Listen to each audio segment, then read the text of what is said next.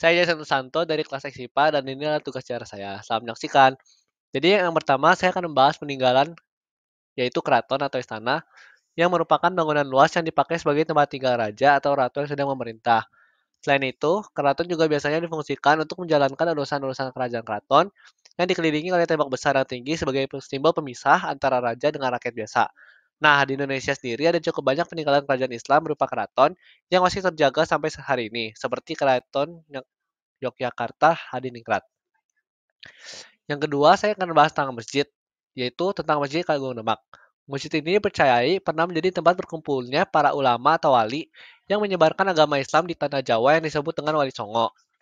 Pendiri masjid ini diperkirakan adalah Raden Patah, yaitu raja pertama dari Kesultanan Demak sekitar abad ke-15 Masehi. Raden Patah bersama Wali Songo mendirikan masjid yang karismatik ini dengan memberi gambar serupa bulus. Ini merupakan canda skala memet dengan arti Sarira Sunyi Kiblatning Gusti yang bermakna tahun 1401 Saka. Gambar bulus terdiri atas kepala yang berarti angka 1, 4 kaki berarti angka 4, lalu badan bulus berarti angka 0. Ekor bulus berarti angka 1. Dari simbol ini diperkirakan Masjid Agung Demak berdiri pada tahun 1401 Saka yang didirikan pada tanggal 1 Sofar. Nah, yang ketiga itu adalah peninggalan pesantren. Budaya Islam sangat kuat pengaruhnya di segala bidang, termasuk di bidang pendidikan. Nah, buktinya adalah agama Islam memiliki pengaruh yang cukup bisa diperhitungkan dengan berdirinya sekolah berbasis agama atau yang biasa disebut dengan pesantren.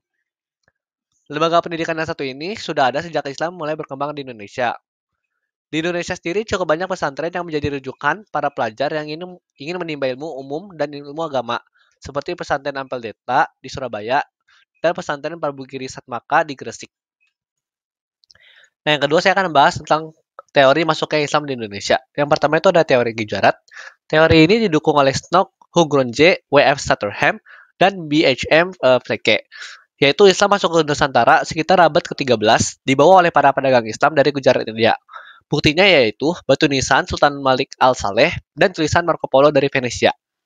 Nah, kedua ada teori Mekah, yaitu teori ini didukung oleh Buya Hamka dan J.C. Vander sekitar abad ke-7. Buktinya yaitu adanya pemukiman Islam tahun 674 di Baros. Teori ini meyakini Islam yang berkembang di Samudra Pasai menganut mazhab Syafi'i, mazhab besar di Mesir dan Mekah pada masa itu.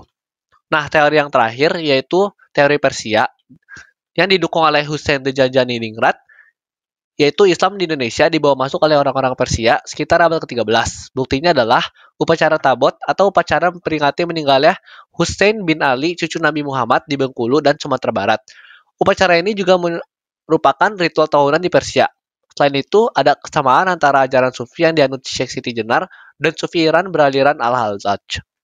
Nah, selanjutnya saya akan bahas tentang jalur-jalur masuknya agama Islam ke Indonesia. Yang pertama, jalur perdagangan. Jalur perdagangan ini didukung oleh letak Indonesia yang strategis sebagai jalur perdagangan dan bahkan menjadi pusat perdagangan di beberapa wilayah Indonesia. Para pedagang Muslim masuk ke Indonesia untuk berdagang dan juga mengenalkan Islam kepada masyarakat Indonesia. Yang kedua ada perkawinan. Para pedagang Muslim yang berdagang dan datang tanpa membawa keluarga mereka, mereka lalu menetap di Indonesia dan menikah dengan penduduk lokal dengan syarat harus memeluk Islam terlebih dahulu. Para pedagang Islam yang telah sukses dan menetap di Indonesia yang kemudian berhasil mempersunting anak raja atau bupati memberikan keuntungan yang lebih pada mereka pada perkembangan Islam di Indonesia. Hal ini dikarenakan mereka memiliki pengaruh untuk mengajak rakyatnya untuk memeluk agama Islam. Salah satu contohnya adalah perkawinan antara Raden Rahmat Sunan Ampel dengan Nyai Gede Manila, putri dari Tumenggung Wilal Tikta. Yang ketiga ada tasawuf. Tasawuf merupakan ajaran ketuhanan yang bercampur dengan hal-hal yang berbau magis yang memudahkan ilmu tasawuf diterima oleh masyarakat Indonesia yang pada saat itu masih banyak yang menganut sistem kepercayaan animisme dan memeluk agama-agama Hindu maupun Buddha. Lalu yang keempat itu ada pendidikan. Perkembangan lembaga pendidikan pesantren yang lebih mengutamakan pendidikan agama dengan menyediakan tempat menginap bagi para muridnya membuat perkembangan Islam di Indonesia semakin pesat. Hal ini disebabkan banyaknya minat masyarakat yang ingin menimba ilmu di pesantren. Murid-murid pesantren yang berasal dari berbagai daerah dan telah menyelesaikan pendidikannya, kemudian mengajarkan agama Islam di daerah asalnya. Nah, melalui jalur pendidikan inilah Islam dapat menjangkau pelosok-pelosok daerah di Indonesia. Yang kelima, itu ada seni budaya. yaitu Islam masuk dan berkembang di Indonesia melalui jalur seni budaya, antara lain seni bangunan, seni pahat, seni musik, seni tari, dan seni sastra yang disesuaikan dengan adat dan kebiasaan masyarakat sebelumnya sehingga dapat dengan mudah diterima oleh masyarakat. Nah, yang terakhir ada dakwah, yaitu Wali Songo, yang merupakan orang-orang yang memiliki peranan penting dalam penyebaran Islam di Pulau Jawa. Wali Songo merupakan orang-orang yang memiliki tingkat pengetahuan agama Islam yang sangat tinggi, sehingga mereka tidak hanya mengajarkan Islam melalui kajian ilmu, melainkan juga melalui contoh perilaku yang berlandaskan agama Islam.